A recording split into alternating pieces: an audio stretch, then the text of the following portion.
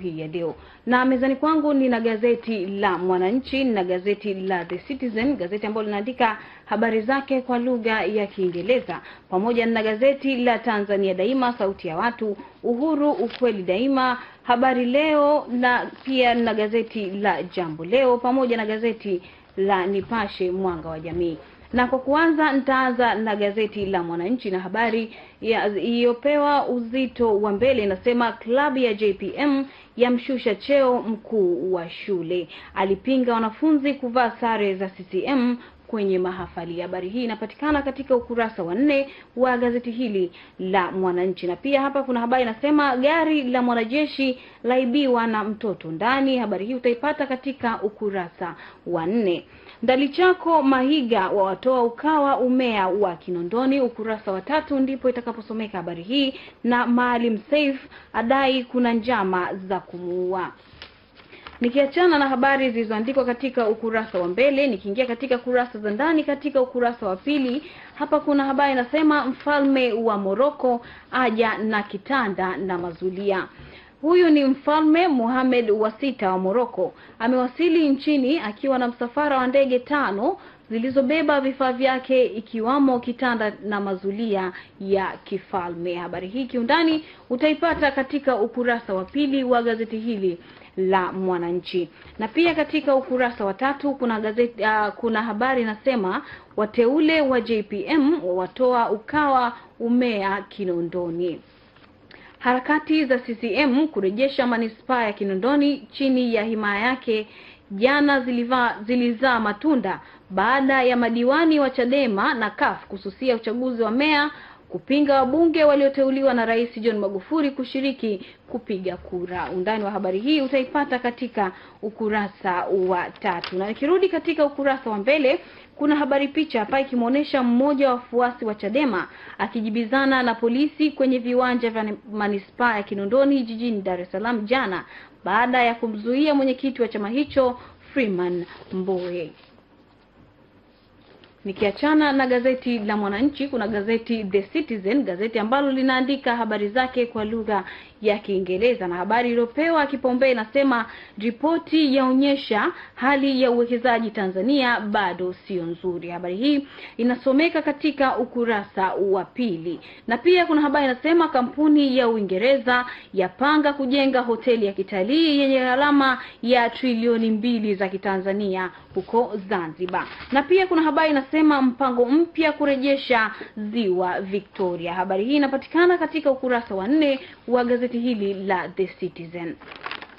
Na nikiingia katika kurasa za ndani, kuna habari mbalimbali katika ukurasa wa pili, ambayo ya kwanza inasema mfalme wa Morocco apata mapokezi makubwa na pia mazingira ya uwekezaji bado ni mabaya. Na katika ukurasa huu kuna habari nyingine inasema kampuni ya Uingereza kujenga hoteli ya kitalii Zanzibar. Habari hizi mpenzi mtazamaji utazipata katika ukurasa wa pili wa gazeti hili la The Citizen. Na katika ukurasa wa 3 kuna habari inasema uchaguzi wa umea Ubungo wawekwa mbali wakati CCM ikishinda Kinondoni, na mtu wa kale apatikana Tanzania. Pamoja kuna habari inasema kuna mpango wa kuniua, ikiwa ni kauli ya Maalim Seif.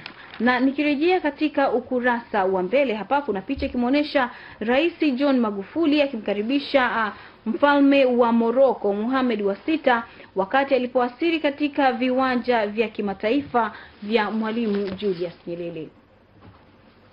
Nikiweka kando gazeti la The Citizen, kuna gazeti Tanzania Daima, sauti ya watu, na habari iliyopewa uzito wa mbele inasema CCM ya pora umea wamchagua mtoto wa Samuel Sita kuwa meya Kinondoni, Ukawa wakimbilia kortini. Habari hii inasomeka katika ukurasa wa 4 na wa 5 katika gazeti hili la Tanzania Daima. Na pia katika ukurasa huu kuna habari inasema serikali iache kumwandama Maalim Seif, ikiwa ni kauli ya Juvikaf.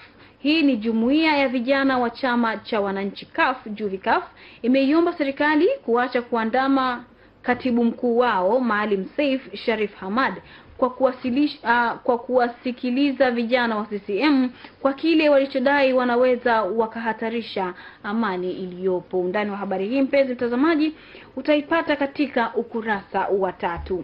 Mkurugenzi aliyemdekisha mwalimu atinga Ikuru. Habari hii inasomeka katika ukurasa wa 2. Na nikiingia katika kurasa za ndani kuna habari inasema mkurugenzi aliyemdekisha mwalimu ang'ang'aniwa.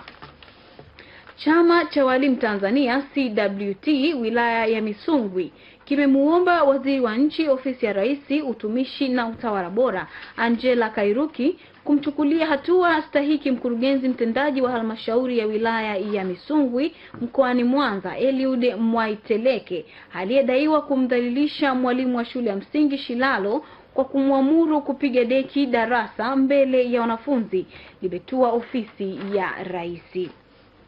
Habari hiyo kiundani utaipata katika ukurasa wa 2. Na pia katika ukurasa huo huo kuna habari nyingine inasema migogoro ya ardhi tishio vijijini. Migogoro ya ardhi imetajwa kuwa miongoni mwa matatizo yanayowakabili wananchi wa vijijini, hususan wajane ambao wengi wameporwa ardhi wanayomiliki bila sababu za msingi. Akizungumza wakati akiwasilisha mada kwenye mafunzo ya wasaidizi wa kisheria vijijini yaliyoandaliwa na shirika lisilo la kiserikali la Dodoma Alliance Tradition Practice Women Empowerment, wakili Sospita Msigwa alisema wajane wengi wamekuwa wakiporwa ardhi kutokana na kukosa uelewa wa masuala mbalimbali ya kisheria. Undani wa habari hii mpenzi mtazamaji utaupata katika ukurasa wa 2 wa gazeti la Tanzania Daima. Serikali ya watangazia vita majangiri na Juvikaf yasema serikali iache kumwandama Maalim Seif. Na katika ukurasa wa 3 pia kuna habari inasema diwani ashikiliwa kwa masaa 30.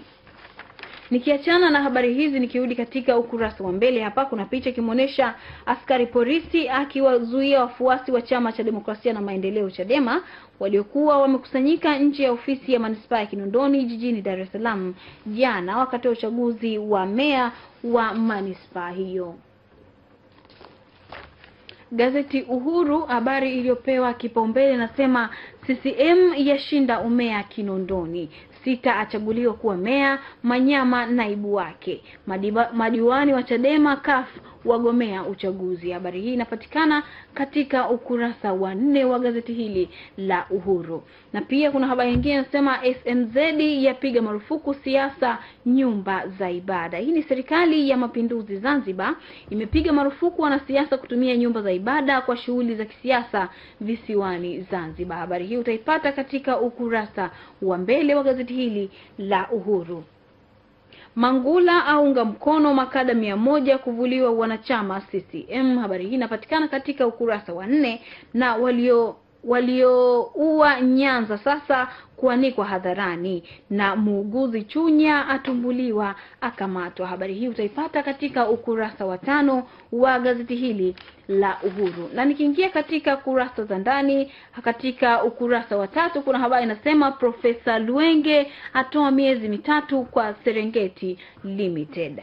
Hii ni waziri wa maji Profesa Gelson Luenge ameipa miezi 3 kuanzia sasa kampuni ya Serengeti Limited kukamilisha mradi wa kuchimba visima virefu 20 vya maji safi, vinginevyo itapigwa faini. Habari hii ipo katika ukurasa wa 3 wa gazeti hili la Uhuru. Na pia katika ukurasa huu kuna habari inasema walioua Nyanza sasa kuanikwa hadharani, wakati wanunuzi na vigogo waliotafuna fedha na kujinufisha. Kumradhi mpenzi mtazamaji, nitarudia habari hii. Walioua Nyanza sasa kuanikwa hadharani, wakati wanunuzi na vigogo waliotafuna fedha na kujinufaisha kwa mali za chama kikuu cha ushirika cha mkoa wa Mwanza Nyanza Cooperative Union wakiendelea kubanwa, serikali mkoani hapa imesema itatoa taarifa ya sakata hilo.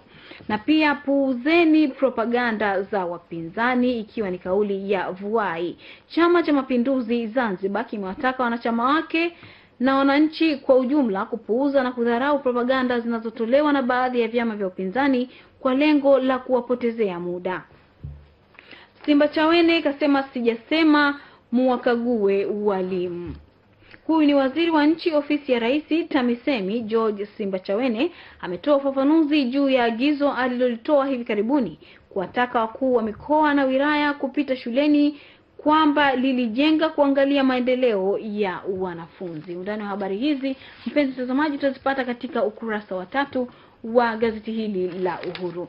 Na nikirejea katika ukurasa wa mbele kuna picha ikimuonesha Rais Dr. John Magufuli akiwa na mgeni wake Mfalme Mohamed wa 6 wa Morocco alipowasili uwanja wa ndege wa kimataifa wa Julius Nyerere Dar es Salaam jana. Na pia kuna gazeti Habari Leo. Gazeti gwiji la habari Tanzania, habari iliyopewa uzito wa mbele inasema wanaopewa mikopo vyuo vikuu wabanwa. Ni wanaosomea fani za kipaumbele za udaktari, gesi na mafuta, pia hisabati, sayansi, uhandisi, usanifu majengo na miundombinu. Habari hii inapatikana katika ukurasa wa 2 wa gazeti hili la Habari Leo. 6 awamea wa Kinondoni. Diwani wa kata ya Msasani katika manispaa ya Kinondoni Benjamin Sita amechaguliwa kuwa meya mpya wa manispaa hiyo katika uchaguzi wa vuta nikuvute uliofanyika kwenye ukumbi wa manispaa hiyo Magobeni jijini Dar es Salaam jana. Na aliyewekwa kizuizini na Nyerere atiwa mbaroni. Habari hii inapatikana katika ukurasa wa 2 wa gazeti hili la Habari Leo. Na nikiingia katika kurasa za ndani kuna habari katika ukurasa wa 2 inasema wanaopewa mikopo vyuo vikuu wabanwa. Hii ni serikali iko katika mkakati wa kuwabana wanafunzi wanaopewa mikopo katika fani za kipaumbele kutumikia katika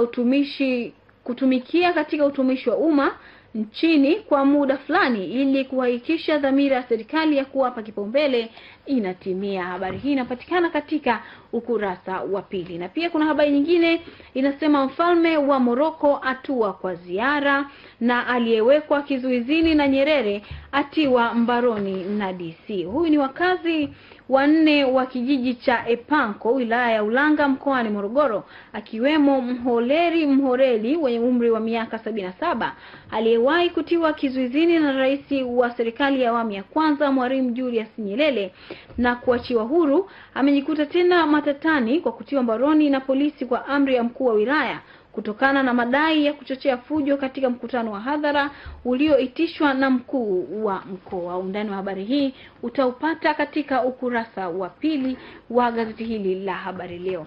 Na katika ukurasa wa 3 hapa kuna habari inasema UN yaelezwa urasimishaji ardhi utakavyoboresha makazi Tanzania. Hii ni Wizara ya Ardhi, Nyumba na Maendeleo ya Makazi imesema mpango wa urasimishaji wa ardhi nchini unaohusisha kupanga, kupima na kumilikisha ardhi linaloendelea katika manispaa 7 unategemewa kuboresha makazi ya wananchi na kuondokana na majanga mbalimbali ya kimazingira. Habari hii utaipata katika ukurasa wa 3. Na pia katika ukurasa huu kuna habari nyingine inasema imarisheni utawala bora. Bunge kuchambua taarifa za CAG kuhusu mifuko ya hifadhi. Kamati ya kudumu za bunge leo zinamalizia wiki yake ya mwisho kupitia na kujadili taarifa mbalimbali za serikali, ikiwa ni pamoja na kukusanya maoni ya miswada mbalimbali ya sheria inayotarajiwa kuwasilishwa bungeni hivi karibuni. Undani wa habari hii utaipata katika ukurasa wa 3 wa gazeti hili la Habari Leo. Na nikirudi katika ukurasa wa 1 kuna habari picha ikimuonesha Mfalme Mohamed wa 6 wa Morocco akisalimia wananchi baada ya kuwasili uwanja wa ndege wa kimataifa wa Julius Nyerere Dar es Salaam jana kwa ziara ya siku 7 nchini na kupokelewa na mwenyeji wake Rais John Magufuli. Nikiachana na gazeti la Habari Leo kuna gazeti la Jambo Leo sauti ya jamii, na habari iliyopewa kipaumbele inasema umea Kinondoni na Ubungo vurugu tupu. Chadema wasusa, CCM wachaguana. Habari hii inapatikana katika ukurasa wa 4. Viongozi vijana walivyomwangusha Rais Magufuli. Wakati Rais John Magufuli akisuka serikali yake kwa kuwatumia zaidi vijana, Jambo Leo limebaini kuwa kundi hilo limemwangusha baada ya kulazimika kutengua uteuzi wa wateule 16 katika kipindi cha miezi 4 tu tangu waanze kazi. Habari hii ipo katika ukurasa wa 1 na inaendelea katika ukurasa wa 4. Hofu ukosefu wa dawa ya tanda Ocean Road. Baadhi ya wagonjwa katika hospitali ya taasisi ya saratani ya Ocean Road iliyoko jijini Dar es Salaam wamelalamikia kukosa huduma kwa muda mrefu kutokana na uhaba wa dawa. Habari hii inapatikana katika ukurasa wa 4 wa gazeti hili la Jambo Leo.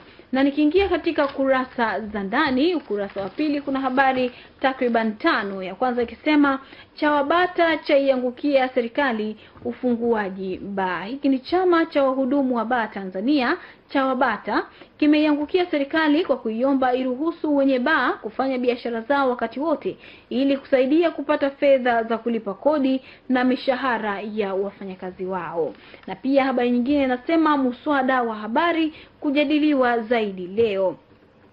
Kamati ya bunge leo inaanza wiki yake ya mwisho ya kupitia na kujadili taarifa mbalimbali za serikali na taasisi zake pamoja na kukusanya maoni ya miswada mbalimbali ya sheria inayotarajiwa kuwasilishwa bungeni, kikao kitakachoanza Novemba mosi.